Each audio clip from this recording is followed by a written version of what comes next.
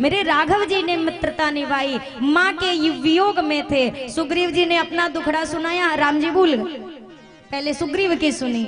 और बताइए, अब सुग्रीव जी ने अपनी पूरी पीड़ा बताई। क्या करे प्रभु, बाली ने मेरा राज्य छीन लिया, पत्नी को छुड़ा लिया, यहाँ मारा मारा फिर रहा हूं। राघव जी ने कहा पर किया क्यों ऐसा बाली ने? पूरी घटना बताई कि मायावी नामक राक्षस से बाली युद्ध करने गया, मुझसे बोला था कि 15 दिन के भीतर गुफा से ना निकलूं तो समझना मैं मर गया।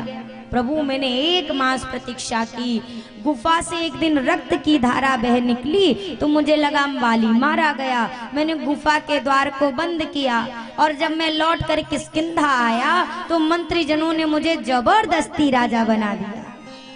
मेरा आप सभी से एक प्रश्न है कि संसार में कोई व्यक्ति किसी से कुछ जबरदस्ती करा सकता है क्या? जबरदस्ती किसी से कुछ करा, किसी को राजा बना सकते हैं? जबरदस्ती बनाया जा सकता है कि कोई राजा ना बनना चाहो, जबरदस्ती टीक टाक के बिठा देने तुम तो राजा बनोगे। सुग्रीव जी कह रहे हैं मुझे जबरदस्ती राजा बनाया गया। अगर जबरदस्ती राजा बनाना संभव होता तो भरत जी अयोध्या की राजगद्दी पर बैठते, राम जी को लेने के लिए चित्रकूट नहीं जाते। जितनी जबरदस्ती हमारे भरत भैया के साथ पूरी सभा ने की, पूरे प्रजापुरवासियों ने की, गुरुदेव भगवान ने आदेश दिया, माताओं ने आदेश दिया, पर भरत जी ने साफ कहा, किसी से पूछा नहीं कि गुरुदेव हम सोच रहे हैं चले जाएं प्रभु को मनाने, पूछा नहीं, बताया मैं अपनी दीनता कह रहा हूँ। राम जी को देखे बिना मेरे मन का जलन नहीं मिटेगा, मैं जा रहा हूँ, जिसको जाना हो वह चले।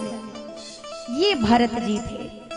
मैं कई बार निवेदन करती हूँ कि 1 साल के बच्चे से भी कोई जबरदस्ती कोई काम नहीं करा सकता। अगर 6 महीने का भी बच्चा दूध पीने से मना कर दे तो माई ठोक ठोक के परेशान हो जाए पर वो दूध नहीं पिएगा। और यहाँ सुग्रीव जी कह रहे हमें जबरदस्ती राजा बना दिया गया। नहीं, मन के किसी कोने में यह भाव था, इसीलिए आपने उस चीज को स्वीकार किया है। मेरे भरत जी के मन के किसी कोने में यह भाव नहीं था। भरत ही होई न राज मद विधि हरि हर पद पाई। सब कहते रह गए पर भरत जी ने कहा मैं ये राज्य नहीं स्वीकार कर सकता। मैं अगर अयोध्या के राजगद्दी पर बैठा तो धरती रसातल को चली जाएगी, पाताल में। गुरुदेव भगवान ने कहा इतने बड़े बड़े राक्षस राज करके चले गए, तब धरती पाताल को नहीं गई, और आपके राज करने से क्या पाताल को चली जाएगी? भरत जी ने कहा प्रभु उनके पापों का भार धरती इसलिए सह ले गई क्योंकि वो असुर थे, लेकिन जो कार्य असुर ने किया, अगर राम का भ्राता वैसा कार्य करने लगे, वो व्यवहार करने लगे, तो धरती यह कष्ट नहीं सह पाएगी।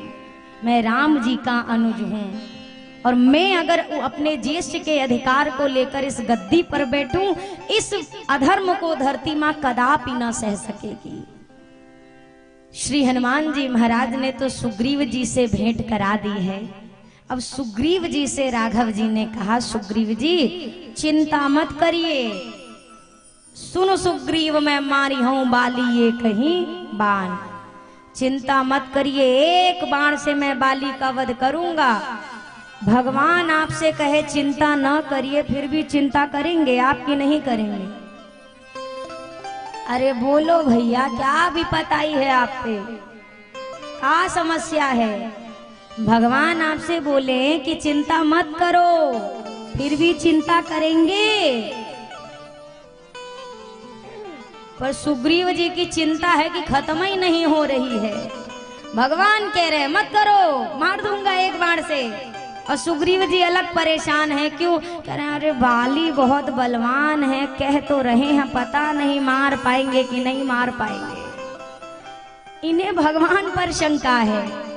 तो भगवान ने प्रमाण दिया, बोला कि हम तुम्हें एक ट्रायल छोटा सा दिखाते हैं, तब तुम विश्वास करना। 7 दिशाओं में 7 ताड़ के वृक्ष थे, अलग अलग दिशा में। भगवान ने 1 बाण से 7 दिशाओं के वृक्ष को ढहाया। अब सुग्रीव से पूछा अब विश्वास हुआ? सुग्रीव जी कह रहे हाँ प्रभु, बल तो आप में बहुत है, आप तो अतुलित बलशाली हैं। बोला तो फिर ठीक है, अपने शत्रु को बुलाइए। तब सुग्रीव जी कह रहे शत्रु? कौन शत्रु? बोला अरे बाली। बोला अरे प्रभु, इस संसार में कौन किसका शत्रु है, कौन किसका मित्र है। अब तो देखो राघव जी, हमें कुछ नहीं चाहिए, हम तो एक काम सोच रहे हैं, अब प्रभु कृपा करहु यही भांति और सब तजी भजन करो दिन। 1 मिनट में सुग्रीव जी का वैराग्य जग के बिल्कुल एकदम जागृत अवस्था में। भगवान कृपा करो, अब सब छोड़ छाड़ के आपका भजन करें। आप लोगों को भी ऐसा झटका बीच बीच में लगता है क्या कभी कि सब छोड़ दे भजन करें? अरे बताइए, लगता है? अरे इस झटके के चक्कर में मत आइएगा, पूरी जिंदगी बर्बाद हो जाएगी, ना घरे के रहेंगे ना घाट के रहेंगे। झटके का वैराग्य भी भला कोई वैराग्य होता है? घर पे 4 दिन झगड़ा हो जाए, आदमी को लगता है घर छोड़ दे, बाबा बन जाए सुखी। जो टेंशन पकड़ेगा ना, ये 4 दिन का मामला तो 5वें दिन सुलझ जाता है। और जो आप भाग के अपने मुसीबत पालेंगे खोपड़ी पे, जिंदगी में पीछा नहीं छोड़ेगा फिर आप। सुग्रीव जी को अच्छा भगवान से कह रहे हैं प्रभु कृपा करो, सब छोड़ के अब आपका भजन करूं। क्या प्रभु ने ऐसा करने दिया? क्या ऐसी कृपा करी कि सब छोड़ के भजन करें? क्यों? समझिएगा, एक भक्त कभी भी नहीं कहता कि मैं सब छोड़ के भजन करूं। भक्त का स्वभाव होता है अपने साथ कितने लोगों को जोड़कर मैं भजन करूं, ये भक्त का लक्षण। आपने किसी पीने वाले व्यक्ति को देखा है कभी आपकी नजर में? अरे बताओ नहीं, मनवा में तो सोच लो, देखा होगा ना। शराब पीने वाला, मदिरा पीने वाला, वो अपने जीवन काल में कम से कम 4-5 लोगों को तो पीना सिखा के जाता है। जाता है। आदमी जो जिंदगी में ना पीने वाला हो, उसको कहेगा अरे एक घूंट लो, सारा तुम्हारा दर्द समाप्त, तो जिंदगी भर का दर्द खोपड़ी पे डाल के चला जाता है। एक शराबी अपने जीवन काल में 4-5 लोगों को पीना सिखा देता है। एक फेंटने वाला अपने जीवन काल में 10-15 को फेंटना सिखा के जाता है। तो सोचिए वो भगत कैसा जो अपने जीवन काल में 4-5 को भजन करना सिखा के ना जाए। भजन को तो कम, भजन वालों को तो और अपने साथ लोगों को जोड़ना चाहिए। अच्छा, शराबी से कुछ सीखने लायक है क्या जीवन में? अरे या ऐसे करिए या ऐसे करिए, है? नहीं है। ज्यादातर लोग कह रहे नहीं है। पर आपको मैं एक काम की चीज, देखिए संसार में ऐसा कोई व्यक्ति नहीं जिससे आप कुछ नहीं सीख सकते। सही व्यक्ति आपको सही करना सिखाता है, पर गलत व्यक्ति भी कुछ सिखाता है, क्या कि क्या नहीं करना चाहिए। ये आप गलत व्यक्ति से भी सीख सकते हैं कि क्या उसने गलती की तो वो गलत हुआ, वो कार्य मैं ना करूं। एक शराबी व्यक्ति, गांव में बारात जाती है, बहुत कम लोग होते हैं जो उस गांव घर से परिचित होते हैं, अन्यथा नई जगह होती है सबके लिए, बारातियों के लिए नई जगह होती है ना। पीने वाले व्यक्ति को दुनिया के किसी कोने के गांव में आप छोड़ दो, वो जयमाल के बाद अपना ठिकाना ढूंढ लेगा। कहाँ मिलेगी हमको हमारी शीशी, उस सूंघ के पहुंच जाएगा, सूंघ के। अब सोचिए, पीने वाला व्यक्ति अपने लक्ष्य के प्रति कितना पगलाया रहता है कि नए गांव में जाकर वो ठेका ढूंढ लेता है ना। अगर इसी लक्ष्य को वो अपना मोड़ दे और जितनी शिद्दत से वह उस चीज को ढूंढ लेता है, अगर उतनी शिद्दत भगवान में लगा दे तो भगवान को ढूंढने में भी देरी लगने वाली नहीं है। केवल दिशा बदलनी है, केवल दिशा। बहुत एक आम सी चीज है, ट्रेन में हो, कहीं कर रहे हो, अगर कोई बीड़ी पीने वाला है तो उसको एक ना एक बीड़ी पीने वाला डब्बे में मिल जाएगा, ये 100% बात है। जान हो ना हो, पहचान हो ना हो, क्यों? क्योंकि जैसी भावना भीतर होती है भगवान वैसे लोगों से मिलाते भी चलते हैं। इसीलिए कहा जाता है मन की भावना अच्छी रखी जाए। अच्छा सोचेंगे तो विचार अच्छे आएंगे, अच्छे विचार रहेंगे तो व्यवहार अच्छा होगा, व्यवहार अच्छा होगा तो लोगों से मिलने में हम जो भावना रखेंगे वैसे लोगों से हमारी मेल होगी। सुग्रीव जी महाराज कह रहे प्रभु कृपा करो, सब छोड़ के अब हम आपका भजन करें। भगवान मुस्कुराए, भगवान ने कहा सुग्रीव जी को तो क्षणिक वैराग्य हुआ है, क्षणिक वैराग्य। 2 बार वैराग्य ऐसा तेज जगता है ना कि पूछिए नहीं। कथा सुनत मुर्दा जलते, होत विराग तुरंते, यही प्रीति जो बनी रहे तो मिल जाए भगवन। एक वैराग्य जगता है कथा सुनते टाइम। 9 दिन से कथा सुन रहे हैं, आधे लोगों को लग रहा होगा अब हमको कुछ नहीं करना है भजन के अलावा, और आज कथा पूरा भर होने दीजिए, विश्राम भर, फिर आपको कल समझ में आएगा कि कितनी कथा समझ में आई। दूसरी बार वैराग्य जगता है स्मशान घाट में, जब किसी शव को चलते हुए मनुष्य देखता है जलते हुए, तब वैराग्य जगता है कि आज ये फूंक के बराबर हो गए, कल हम हो जाएंगे, जिंदगी का कौनो ठिकाना। पर वो ज्ञान खाली स्मशान घाट तक रहता है, घर आने के बाद वो भी भुला जाता है। जिस प्रकार से कभी किसी धर्मशाला में रुके हों, गेस्ट हाउस में रुके हों, होटल में रुके हों, आप जाते हैं तो आपको बढ़िया एक सुंदर चकाचक कमरा मिलता है। किस चीज के लिए? उपयोग के लिए। रहिए, खाइए, आराम करिए, सामान छोड़िए, घरे जाइए। होटल वाले क्या ये कहते हैं कि जितना सामान है बटोर के ले जाओ अपने घर? बोलते हैं क्या? उपयोग करिए और छोड़ कर जाना है। ये दुनिया भी किसी धर्मशाले से कम नहीं है, वही चीज है। यहाँ भी चाहे हम कितनी भी चीजों पर अपना मोहर ठोक दें कि ये मेरी है, वो मेरी कही जाने वाली वस्तु भी छूटेगी। सब तो छोड़ो, जिस शरीर को कहते हैं ये मेरा है, ये शरीर भी ऊपर साथ जाने वाला नहीं है, ये भी यही रहेगा। किस धुन में बैठा है बावरे, तू किस मद में मस्ताना है। अरे सोने वाले जाग जा, संसार मुसाफिर खाना है। सोने वाले जाग जा, संसार मुसाफिर खाना है। किस धुन में बैठा है बावरे, किस धुन में बैठा है बावरे, किस मद में मस्ताना है। सोने वाले जाग जा, संसार मुसाफिर खाना है। सोने वाले जाग जा, संसार मुसाफिर खाना है।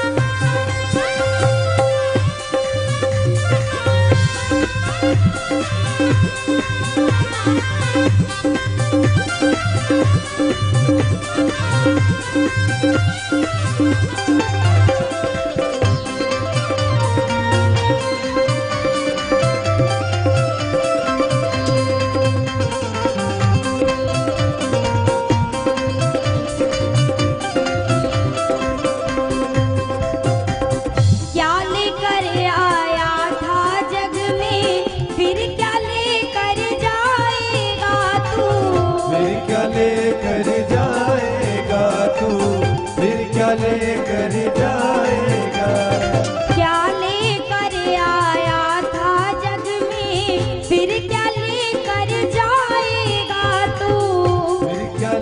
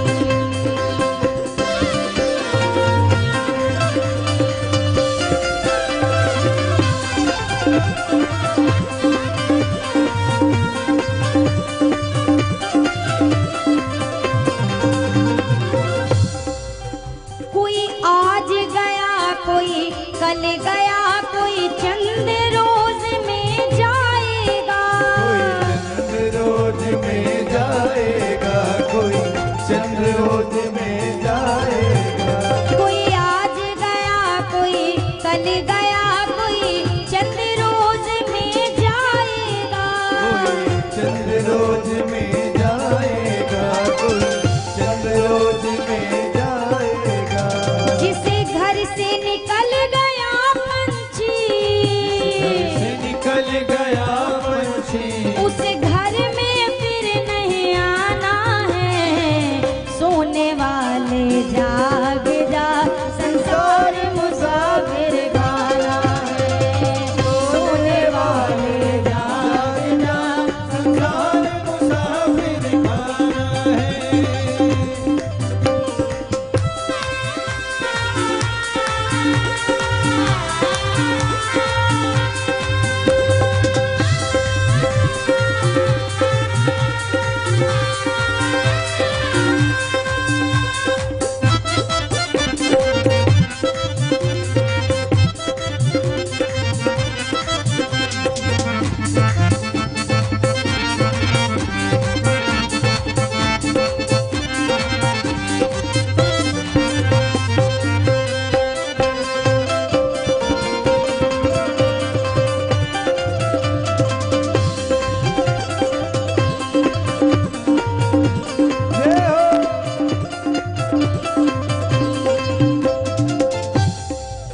सुत मात पिता बंधु नारी, धन धाम धरा रह जाएगा, धन धाम धरा रह जाएगा, धन धाम धरा रह जाएगा।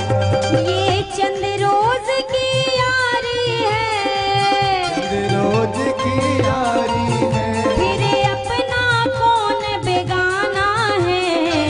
सोने वाले जाग जा, संसार मुसाफिर खाना है।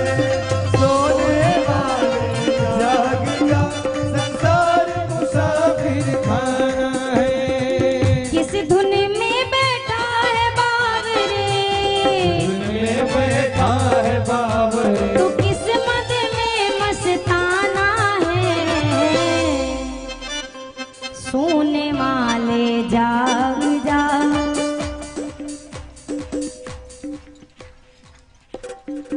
एकादशी पूरा हो गया कल, आज द्वादशी है और भर पेट खा के आएंगे, हमें पता है। आज तो और पकवान छने होंगे, तो अच्छे से गाइए। सोने वाले जाग जा, संसार मुसाफिर। सोने वाले और महतारी हमें टुकु टुकु ना निहारो, गाओ। सोने वाले जाग जा, अरे सोने वाले, अरे जाग के गाइए। सोने वाले तालियों के साथ, हाँ। सोने वाले जाग जा, दोनों हाथ ऊपर करिए। अरे सोने वाले जाग जा, संसार मुसाफिर खाना है। सोने वाले जाग जा, संसार मुसाफिर खाना है। अरे सोने वाले जाग जा, संसार मुसाफिर खाना है। सोने वाले जाग जा, संसार मुसाफिर खाना है। संसार मुसाफिर खाना है। संसार मुसाफिर खाना है। सोने वाले जाग जा, संसार मुसाफिर खाना है। जगा जाए। सोने वाला तो जग भी जाए, लेकिन जो सोने का नाटक कर रहा हो उसको कौन जगाए। सो रहे व्यक्ति को तो ढकेल के जगा दो, हिला के जगा दो, और ना उठे तो ठंडी है एक बाल्टी पानी डाल के जगा दो। लेकिन अगर कोई सोने का नाटक करके बैठा हो तो उसकी नींद कैसे टूटे। और बार बार मेरे महादेव यही बात समझाते हैं कि सत हरि भजन जगत सब सब सपना है, एकमात्र सत्य है इस संसार में प्रभु का नाम, प्रभु का भजन। बोलिए सियावर रामचंद्र की। आप लोग अगली बगली कम देखा करिए, जो करने आए हैं पहले वो काम करें। आज भर का मौका है, फिर कल से कहाँ ये आनंद मिलने वाला है। एक एक सेकंड जो मिल रहे वो प्रभु की कृपा है। महादेव मेरे बार बार इसी बात की पुष्टि करते हैं कि भैया समय रहते जाग जाइए, ताकि आप होश में आओ और देख सको कि क्या सच है और क्या सपना है। व्यक्ति खुली आंखों से सपना देखने में खोया हुआ है, और जब तक यह स्वप्न में डूबा रहेगा, आपसे निवेदन करूं, एक बार बार देखिए, कथाओं में सुनाया जाता है, बताया जाता है, कथा सुनने से ज्यादा गुनने की चीज है। कथा सुनते हैं अच्छी बात है, पर सुन करके लिया क्या जा रहा है महत्वपूर्ण ये बात है। 9 दिन में से पूरी बात मत लीजिए, 9 दिन में से कम एक बात ही लीजिए, ताकि उस एक बात का अपने जीवन में पालन कर पाइए। व्यक्ति सब कुछ लेने के चक्कर में कुछ नहीं कर पाता है। इससे उचित है कि एक बात को आप अपनाओ। प्रत्येक कथा आपके यहाँ हर वर्ष होती है ना, अगर आप ये विचार करो कि 1 साल की कथा में मैं अपने भीतर के इस बुराई को व्यासपीठ को अर्पण करूं, अपनी इस दुर्व्यसन का त्याग करूं, तो सोचिए आज तक हमारे आपके भीतर से कितनी कमियां माइनस हो गई होंगी। पर समस्या क्या है जानते हैं? आदमी को अपनी कमी दिखाई नहीं देती है और दूसरे में गुण नहीं दिखाई देता। सामने वाले में अच्छाई नहीं दिखती और अपने भीतर बुराई नहीं दिखती। अगर कोई कहे सामने वाले की बुराई की किताब बनाओ तो 8-9 लिख देंगे, और कहा जाए अपनी कोई बनाओ तो फिर तो 1-2 साल लग जाएगा, एक आग तो ढूंढे पे मिलेगा है, ये नहीं तो कहाँ लिखे। जब तक यह विचार रहे भगवान कैसे मिलते, मैंने कई बार कहा, कल 9वीं भक्ति की अगर चर्चा करूं तो 9वीं भक्ति में गोस्वामी जी ने एक बात की, नवम सरल सब सन छल ही ना। अनेक ऐसी कथाएं हैं जहां पर भगवान का भजन करने वाला नहीं कि बहुत भजन कर रहा है तो भगवान मिले, केवल मन की सरलता के कारण उसने भगवान को पा लिया है। केवल सरलता, जो न माला जपना जानता है न भजन करना जानता है, बस ये जानता है कि हाँ भगवान है, और भगवान को वैसे ही अपना माना जाता है जैसे हम किसी संसार के व्यक्ति को अपना मानते हैं। उसी सरलता से भगवान मिलते हैं। मैं आपको एक कथा सुनाती हूँ, शायद आपने सुनी भी हो। एक सज्जन थे और उनका नाम था दानी चंद। खाली नाम ही था, काम नहीं था। गांव वालों ने व्यंग में नाम रखा था दानी चंद, क्योंकि जिंदगी में 1 रुपया इन्होंने दान नहीं दिया था। वो जैसे हो ना कि घर में चूहा भी भूखा मरे और नाम लक्ष्मीपति, वही हाल। तो दान दक्षिणा जिंदगी में नहीं किया, तो गांव वालों ने नाम रखा दानी चंद। एक दिन पत्नी ने कहा, आज तक 1 पैसे का दान नहीं दिया है, कम से कम हमारे घर के बगल में ही गंगा मैया है, गंगा ही नहा ले, कुछ तो पाप में कटौती होगी।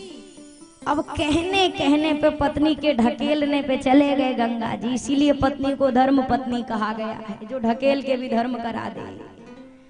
अब जबरदस्ती ये गए गंगा स्नान करके, पर स्नान घाट पे नहीं गए, स्मशान घाट पे गए नहाने। काहे?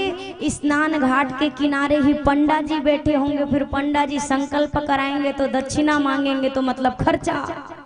इससे बढ़िया चले जाओ स्मशान घाट पे नहाने का काम भी पूरा हो जाए, पंडा जी भी नहीं मिलेंगे वहां, बिना मतलब के जाता कौन है।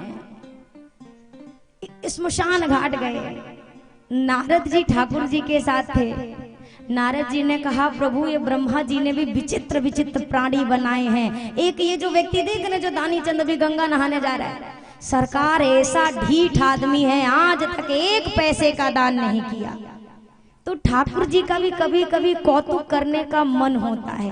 ठाकुर जी ने कहा देवर्षि ऐसी बात है तो आज हम ये सेठ जी से 1 पैसा निकलवा के रहेंगे।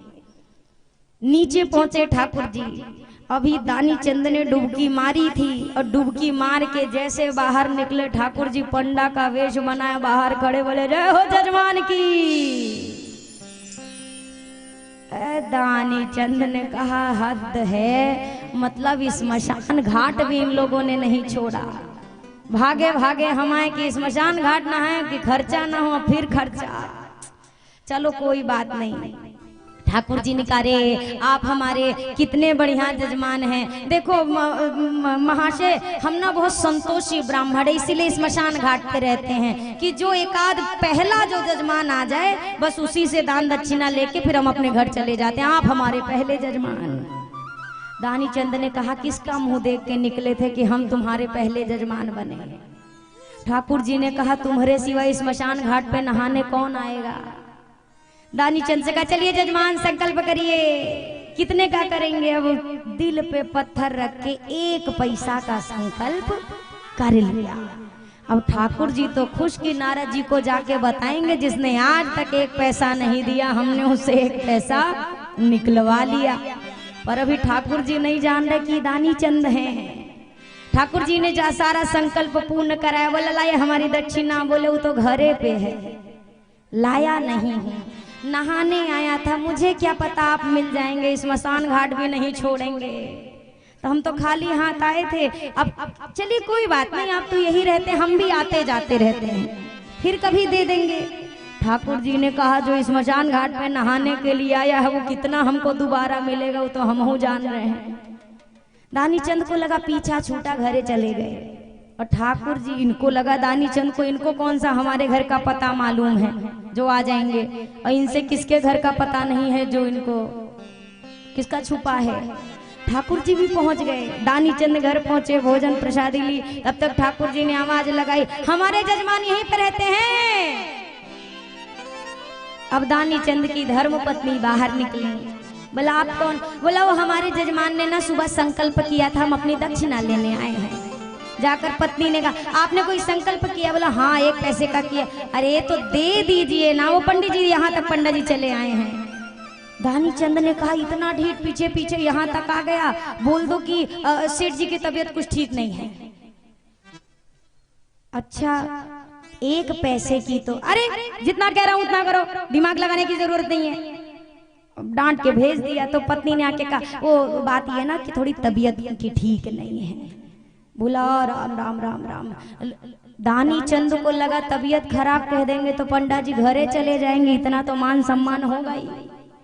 ठाकुर जी ने कहा रे हमारे जजमान बीमार हैं और ऐसे दुख की घड़ी में हम उनको छोड़ के जाएं असंभव, वो ठीक हो जाएंगे तब हम जाएंगे।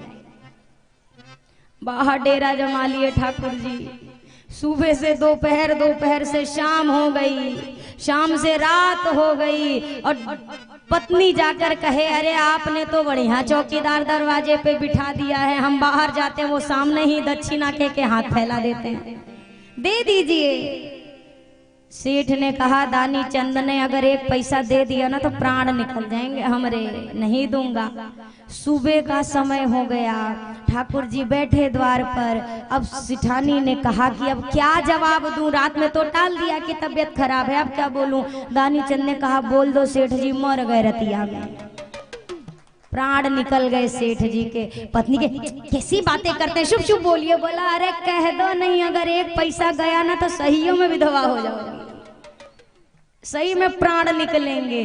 पत्नी कही अरे आप क्या 1 पैसे के लिए ऐसी ऐसी बातें बुलवा रहे हैं। पत्नी जाने लगी। बोलो अरे ऐसे जाओगी, हम मरेंगे तो ऐसे जाओगी तुम, रोते रोते जाओ ताकि लगे कि सच में हम मर गए हैं हम। अब पत्नी को जबरदस्ती पीट के रुलाया। अब पत्नी रोती हुई अरे महाराज गजब हो गया। ठाकुर जी ने कहा क्या हुआ। बोला अरे रात में तबीयत इतनी बिगड़ी है नहीं रहे। ठाकुर जी ने कहा अरे दानी चंद को लगा जब जजमान ही नहीं है तो दक्षिणा का बचेगी। अब ठाकुर जी तो ठाकुर जी ने कहा राम राम दुख की घड़ी, ये तो पहाड़ टूट गया मैया तुम पर, अपने आप को अकेले मत समझना, हमारे प्यारे जजमान थे, अब अंतिम विदाई दिए बिना तो हम यहाँ से नहीं जाएंगे। तुम चिंता नहीं करो मैया, हम व्यवस्था करेंगे। ठाकुर जी दौड़ दौड़ के पूरे गाँव में बताए कि फलाने साहब निपट गए। अब पूरे गांव के लोग इकट्ठे हो गए, कोई बांस काट के ला रहा है, कोई नारियल का गोला ला रहा है, अर्थी बांधी जा रही है। अब पत्नी ने जाके कहा मामला बिगड़ गया, गांव भर के लोग इकट्ठा हैं। सेठ ने कहा बिगड़ता है तो बिगड़ने दो, जल जाऊंगा चिता पे पर पैसा तो नहीं दूंगा। ये से अब सब कहे कि कहाँ है शव, कहाँ है शव, अब ये तो एसी रूम में पड़े थे। जैसे लोग आए सांस बंद कर ली, दो हाथ पकड़े, दो टांग ले जाके अर्थी पे लिटा दिया। और ये भी ढीठ आदमी सांस बंद करके अर्थी पे पड़ा।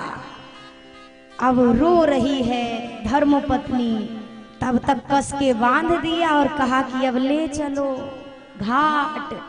पत्नी को लगाई तो सहियों में ले जाके फूंक देंगे। अब पत्नी सीना पे पटक के गया, अरे मरे नहीं है, जिंदा है। तब तक ठाकुर जी कहे हाँ मैया जिंदा है, जिंदा है, हम सबके दिलों में जिंदा है, तू दुख से पगला गई है, रो मत रो मत। अब वो चीख चीख के कह रही है नहीं मरे हैं, नहीं मरे हैं, कोई उसकी सुनी नहीं रहा, टांग के राम नाम सत्य है कह के ले गए। अब पहुंचे बढ़िया स्मशान घाट, चिता सज गई, शव रख दिया गया। अब शव कहें कि आदमी कहें, उसको लिटा दिया गया। बाहरे दानी चंद आंख नहीं खोला, सांस रोके पड़ा है। ठाकुर जी ने कहा ये तो फूंक जाएगा पर एक पैसा नहीं देगा। अब समझिए सारी क्रिया हो गई है, खाली ये माचिस छुआना बाकी है। ठाकुर जी ने कहा गांव वालों से बाद में जलाना, थोड़ा हमें अपने जजमान से एक बात कान में एक मंत्र बोल दे, हमारे प्रिय जजमान थे। तो ठाकुर जी ने सेठ जी से कान में जाकर कहा सुनो, हम कोई पंडा वंडा नहीं हैं, आया हूँ बैकुंठ से तुम हित नाता जोड़, बैकुंठ से आया हूँ। दानी चंद को लगे हैं भगवान आए हैं, आँख खोल दिया, सामने देखा वही पंडा फिर बंद कर दिया, ये तो वही है। ठाकुर जी ने अरे सही में ये तो बस बना बनाया वेश है, और देखो तुमने भजन वजन तो नहीं किया पर तुमने आज हमारा जो मनोरंजन किया है ना, हम अति प्रसन्न है। तुम कुछ मांगना चाहोगे क्या, हमसे क्या मांगोगे? दानी चंद ने कहा प्रभु हमको आपसे कुछ चाहिए नहीं, बस इतनी विनती है कि और कछु नहीं चाहिए, बस वो पैसा दीजिए छोड़, जो एक पैसा का संकल्प कराया है उससे हमें मुक्त कर दो, बाकी हमें आपसे कुछ नहीं चाहिए। मनुष्य इस हद तक चीजें पकड़ता है जबकि वह जानता है कि कुछ भी साथ जाने वाला नहीं है। जब शव यात्रा निकलती है ना तो लोग पीछे सिक्के लुटाते हैं, कुछ लोग मखाने लुटाते हैं, कुछ टॉफियां लुटाई जाती हैं। मानो लुटाने वाला उस शव से कहता है जिंदगी भर पैसे पैसे के लिए मरा, अब हिम्मत हो तो एक पैसा उठा कर ले जाके दिखा दे अपने साथ। एक आना भी साथ जाने वाला नहीं है। कमाई करना अच्छी बात है, धन अर्जन जरूरी है, क्योंकि आज के इस समय में बिना धन के कोई काम होने वाला नहीं है। पर इस धन के साथ एक परम धन आपके पास होना चाहिए। ये पैसा यहाँ आपका काम चलाएगी, पर ये पैसा जब इकट्ठा नहीं होगा तो इस पैसे से वहाँ काम चलने वाला नहीं है। ये चाहिए। कबीरदास जी कहते हैं भैया मुरा हीरा हेराय गयो कचरे में, इस दुनिया के कचरे में मेरा हीरा खो गया। मुरा हीरा हेराय गयो कचरे में, मोरा हीरा हेराय गयो कचरे में, ऐसन हीरा हेराय गयो कचरे में, ऐसन हीरा हेराय गयो कचरे में, हाँ कचरे में, कचरे में हाँ कचरे में, मोरा हीरा हेराय गयो कचरे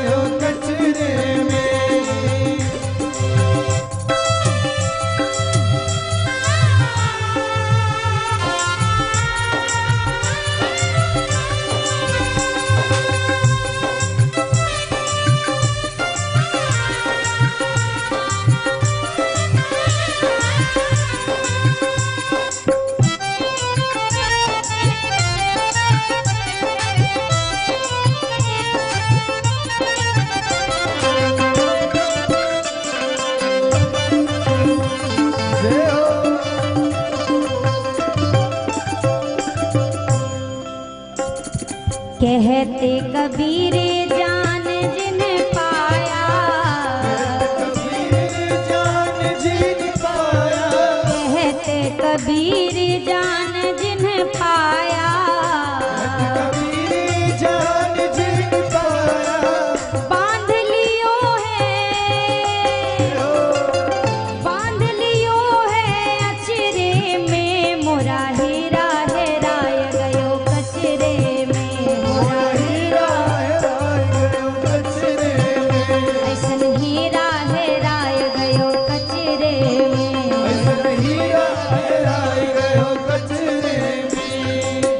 कचरे में हाँ कचरे में, कचरे में हाँ कचरे में हाँ कचरे में, मोरा हीरा हेराय गयो कचरे में,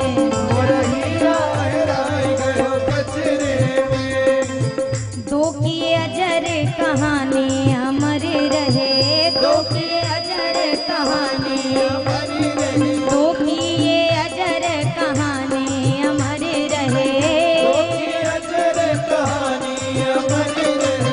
राजा राम जी ओ सिया महारानी, राजा राम जी, राजा राम जी ओ सिया महारानी, राम जी ओ सिया महारानी, एक सोना एक चांदी अमर रहे, एक सोना एक चांदी, एक सोना एक चांदी अमर रहे, राम जी के माथे पे मुकुट विराजे, अभी गाइए, राम जी के माथे पे मुकुट विराजे, सिया झुक बिंदिया निशानी अमर रहे, एक सोना एक चांदी अमर रहे, जब तक नभ पे सूर्य चंद्रमा, जब तक नभ पे, जब तक नभ पे सूर्य चंद्रमा,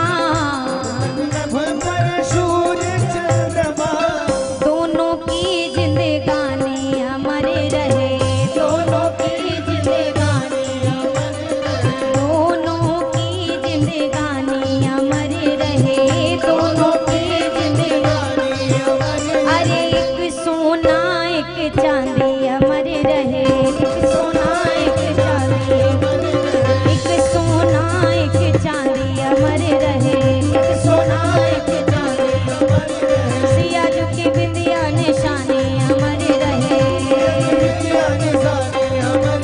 जब तक गंगा में पानी अमर रहे, जब तक गंगा में पानी अमर रहे, सिया झुकी बिंदिया निशानी अमर रहे। सुग्रीव जी महाराज के हर संशय को प्रभु ने दूर किया।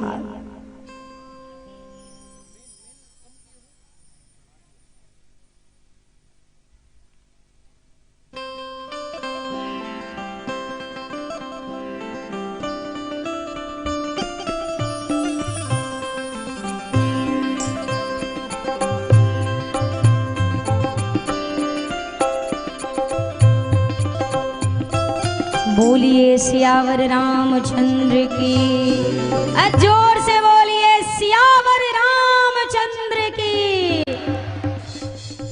श्री सुग्रीव जी महाराज से राघव जी ने कहा, सुग्रीव जी अब आप एक काम करिए, आप बाली को युद्ध के लिए ललकारो।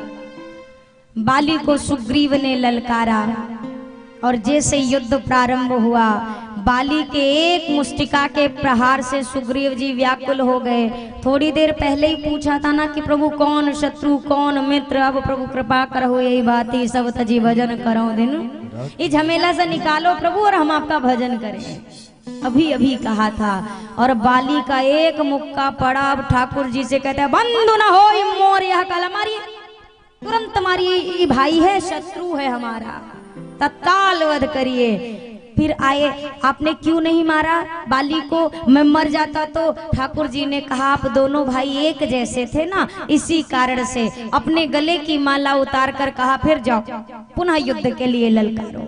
दूसरी बार जब बाली आने लगा तो तारा ने समझाया बाली को, कह बाली सुनु भीरु प्रिय, समदर्शी रघुनाथ, जो कदाचि मोहि मारी है, तो पुनि होब सनाथ। मैंने कल आपसे सनाथ कौन और अनाथ कौन इस विषय पर अच्छे से चर्चा की थी। बाली कहता है अगर राम जी के बाणों से मैं मारा गया ना तारा तो मैं सनाथ हो जाऊंगा। अब आप इतने से इस परिभाषा को समझिए कि पत्नी पुत्र परिवार घर होने वाला सनाथ है, ये आवश्यक नहीं है। बाली के पास सब हैं, फिर भी बाली कह रहे हैं मैं रघुवीर के बाणों से मरूं तो मैं सनाथ हो जाऊंगा। बाली गए युद्ध के लिए, प्रभु ने जैसे ही बाण मारा बाली नीचे धरा पर गिरा। अब यहाँ पर बाली ने ठाकुर जी से कई सारे प्रश्न किए। पहला प्रश्न किया, प्रभु मैं बैरी सुग्रीव प्यारा, अवगुण कमन नाथ मोहि मारा। अच्छा आपसे एक प्रश्न मैं पूछूं, बाली ज्यादा बलवान है हर मामले में कि सुग्रीव? जोर से कहिए। बाली के पास राज्य भी है, बल भी इतना है, जो रावण को 6 महीने अपनी कांख में दबा के घूमा हो, कितना बलशाली होगा। सुग्रीव जी के पास तो इस समय कुछ नहीं था जब भगवान ने मित्रता की। ठन ठन गोपाल थे सुग्रीव जी, थे ना राज्य न पत्नी न बल, भय के मारे एक पर्वत पर निवास कर रहे। फिर आप जरा विचार के बता सकते हैं क्या कि भगवान ने सुग्रीव से मित्रता, क्योंकि भगवान का फायदा तो बाली से मित्रता करने में था। बाली से मित्रता करते तो प्रभु का काम तो बहुत आसान हो जाता। बाली तो जाता और रावण तो वैसे ही भय खाता है बाली से, प्रभु का तो रास्ता बहुत आसान हो जाता। फिर भी आप दर्शन करो, ठाकुर जी ने बाली से मित्रता न करके सुग्रीव से मित्रता की। क्यों? क्योंकि मानो ये प्रसंग कहता है कि भैया फायदा देखकर कभी भी कायदा नहीं बदलना चाहिए।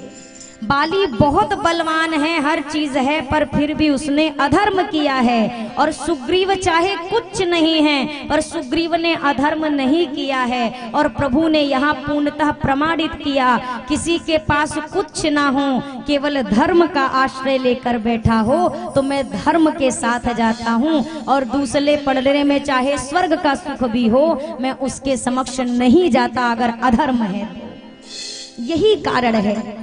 आप कोई भी युग की चर्चा कर लो, द्वापर में भगवान कृष्ण पांडवों के साथ हर पल खड़े दिखाई दिए, चाहे वो वनवास का समय रहा हो, चाहे अज्ञातवास का समय रहा हो, चाहे राज्य से परिपूर्ण रहे हो, चाहे राज्य से हीन रहे, हर पल साथ दिया। क्यों? क्योंकि ठाकुर जी धर्म का साथ देते हैं। और यहाँ पर दूसरे तरफ कितना कुछ है, पूरा राज्य छीन लिया, पांडवों को निष्कासित कर दिया, फिर भी ठाकुर जी ने पांडवों का ही साथ दिया है। युद्ध का पूरा माहौल है, भगवान अंदर से चिंतित हैं कि कल युद्ध में पांडवों का क्या होगा, कहीं भीष्म पितामह वध ना कर दें, कैसे इनका रक्षण करूं। भीतर गए तो क्या देख रहे हैं, 5 पांडव शिविर में आराम से सो रहे हैं चैन से। ठाकुर जी गए जगाया, बोला कि बड़े भैया अर्जुन पार्थ, तुम्हें चिंता नहीं हो रही है कि कल के युद्ध में क्या होगा, आराम से तुम सो रहे हो। पांडवों ने उत्तर दिया, प्रभु जब हमें बचाने वाला जाग रहा है तो हमें जागने की आवश्यकता नहीं है। मुझे बचाने वाला अगर जाग रहा है, सोचिए अगर भगवान आपकी चिंता में लगे हैं तो मनुष्य को पूरी तरह निश्चिंत हो जाना चाहिए। और भगवान हमारी आपकी चिंता में हमेशा तत्पर रहते हैं। दुर्योधन बड़े प्रसन्नता में है कि मैंने नारायणी सेना मांग ली है, जबकि पहला अवसर मिला कि चलो अर्जुन आप मांगो, अर्जुन ने कहा मुझे आप चाहिए। ऐसा भी नहीं कि अर्जुन को मौका नहीं था, अर्जुन को पहले देखा, ठाकुर जी ने कहा मैंने पहले इसको देखा, तो अर्जुन पहले आप मांगो। अगर अर्जुन जी को दोबारे में मौका मिलता तो शायद लोग कह देते अरे अब ऑप्शन ही नहीं बचा था, तो जो बचा था वो मांग लिया। नहीं, दो रास्ते खुले थे, नारायणी सेना चाहिए कि स्वयं नारायण चाहिए। अर्जुन ने कहा मुझे सेना नहीं चाहिए गोविंद, मैं आपको मांगता हूँ। और जो भक्त भगवान से जिस दिन भगवान को मांग ले फिर आप देखो भगवान की क्या कृपा बरसती है। दुर्योधन तो मन ही मन प्रसन्न हो गया, लेकिन ऊपर से कहता है अब क्या करे, अब अर्जुन ने तो कह दिया सेना नहीं, तो जो बचा है वही हम ले रहे हैं। और मन में तो सेना की ही चाह थी।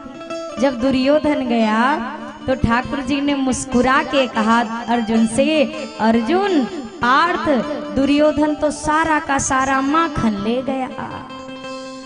अर्जुन ने कहा सरकार भले दुर्योधन माखन ले गया, पर माखन चोर तो अब भी हमारे ही पास है।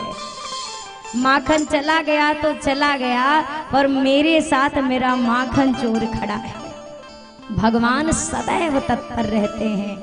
बाली ने कहा आपने मुझे क्यों मारा? मैंने आपके प्रति कोई अपराध नहीं किया। मेरी जो बात थी सुग्रीव से थी, हम भाई थे, पर आपने मेरा वध किया, मैंने आपका तो कुछ दोष नहीं किया, क्यों आपने मुझे मारा? बैरी में कैसे हुआ, प्यारा सुग्रीव कैसे हुआ, किस कारण से? ठाकुर जी ने कहा तुमने अपनी अनुज वधू पर कुदृष्टि डाली, मैंने इसका दंड तुम्हें दिया। बाली ने कहा प्रभु ये सारे नियम धर्म इंसानों के लिए हैं, हम वानर हैं, हमें नियम धर्म कुल रीत रिवाज ये हम क्या जाने, हम तो वानर हैं, हमें क्या मालूम। ठाकुर जी ने आगे कहा तुम जानते थे कि सुग्रीव मेरे शरणागत है, फिर भी तुमने क्यों युद्ध किया, फिर भी तुमने उसे मारने का प्रयत्न किया, मैंने इस बात का दंड उसे दिया, तुम्हें दिया। बाली ने कहा प्रभु जो भी था, हम मंदमती हैं, आपकी माया से प्रेरित होकर अपना कार्य करते हैं, आपकी माया से परे कौन हो सकता है प्रभु आपकी कृपा के बिना। ठाकुर जी ने कहा बाली, इन वचनों को सुनकर सरकार प्रसन्न हुए।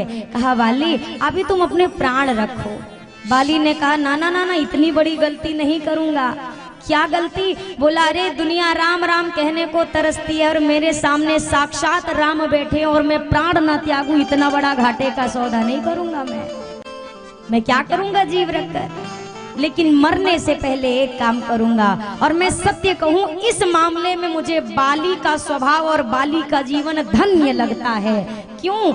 देखिए हम आप जितने माता पिता इस संसार में उपस्थित हैं, माता पिता मेरी दुकान किसकी होगी सोच लेते हैं, मेरा मकान किस बेटे का होगा, मेरी उमरिया का मकान किसका, शहडोल का किसका, ये खेत किसका होगा, ये खेत किसका होगा, इस सारे हिसाब को बना लेते हैं। पर माता पिता एक बार ये नहीं सोचते कि मेरे जाने के बाद मेरी इस विरासत को कौन संभालेगा। मेरे सोने की चेन तो बट जाएगी, पर मेरे गले में पड़ी तुलसी की माला को लेने वाला मेरे घर में कोई योग्य अधिकारी है क्या?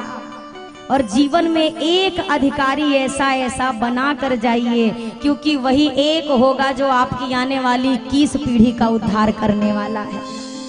सबको लेने वाले अपने आप मिलते हैं, अपने आप किसी के नाम वसीयत ना करिए। हम और आप मरे नहीं कि ऑटोमेटिक ट्रांसफर, बेटा है तो बेटा के, बेटा नहीं है तो जमाई राजा के। अपने आप सब चीज को लेने वाले हैं, पर एक घर में ये होना चाहिए जो जाने के बाद ये पूछे कि मेरे माता पिताजी जो माला जपते थे वो तुलसी की माला कहाँ है, जो ठाकुर जी की पूजा करते थे वो ठाकुर जी कहाँ हैं, उनकी सेवा वो कैसे करते थे। इस विरासत को लेने के लिए भी कोई एक तत्पर होना चाहिए। बाली ने वही कार्य किया। प्रभु यह तनय मम सम विनय बल कल्याण प्रद प्रभु लीजिए, गही बाह सुर नर नाह आपन, दास कीजिए। आप दर्शन करिए, बाली ने अंगद से नहीं कहा अंगद जाओ भगवान के चरण पकड़ लो, नहीं, भगवान से कह रहा है क्या, प्रभु आप मेरे बेटे अंगद का हाथ पकड़ लो, आप इसको पकड़ लो। ठाकुर जी ने कहा वो भी तो मुझे पकड़ सकता है। बोला नहीं नहीं प्रभु, बानर है, चंचल स्वभाव है, ये आपको पकड़ेगा तो हो सकता है कभी माया में भूल कर आपको छोड़ दे, पर आपने अगर इसको एक बार पकड़ लिया तो फिर ये कभी कहीं छूटने वाला नहीं है। बंदर का जो बच्चा होता है उसमें माँ अपने बच्चे को नहीं पकड़ती, बच्चा अपनी माई को पकड़ के रखता है। बिल्ली का जो बच्चा होता है उसमें बिल्ली जो होती है वो माँ अपने बच्चे को पकड़ कर रखती है, बच्चा अपनी माँ को नहीं पकड़ता। हम भगवान को पकड़े तो संभव है कि माया का मेला लगा हो, भूल जाए कि क्या करने आए थे और छूट जाए प्रभु का हाथ। ऐसा कार्य करे कि भगवान हमारा हाथ पकड़ ले। इन्होंने जिस दिन पकड़ लिया फिर हम किसी भी बड़े से बड़े भीड़ में खोने वाले।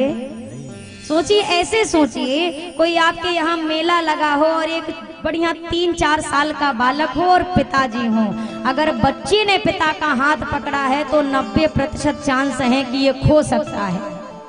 कोई खिलौना देखा हो तो भाग लेगा दुकान पे, लेकिन अगर पिता ने बच्चे का हाथ पकड़ा है तो लाख मेले में भी वो घूमने वाला नहीं है।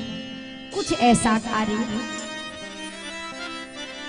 बाली ने अंगद जी को सौंपा, सुग्रीव का राज तिलक संपन्न कराया गया और सुग्रीव जी ने आगे वही काम किया जो हम आप करते हैं। क्या किया, भगवान को भुला गए, राजगद्दी मिली, सुख मिला, बस भगवान कौन का काम सब गाया।